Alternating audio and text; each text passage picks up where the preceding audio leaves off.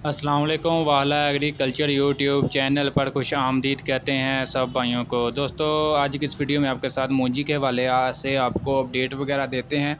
मूंजी के 1692 बहुत से भाई कह रहे होते हैं कि 1692 का क्या रेट्स चल रहा है। 1692 तकरीबन इसका रेट 1509 के बराबर ही मार्केट्स में चल रहा है।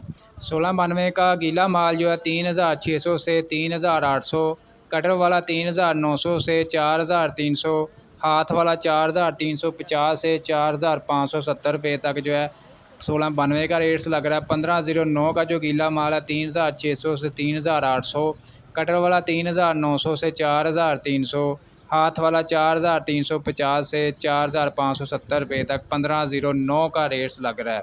इसके अलावा एरी फैन जो है गीला माल 3100 से 3300, कटर वाला सूखा माल जो 3400 से 3900 रुपये तक, एडी फैन का हाथ वाला माल जो है 4000 से 4230 रुपये तक। एडी 6 हाईब्रिड जो है 3100 रुपये से 3700 रुपये तक है।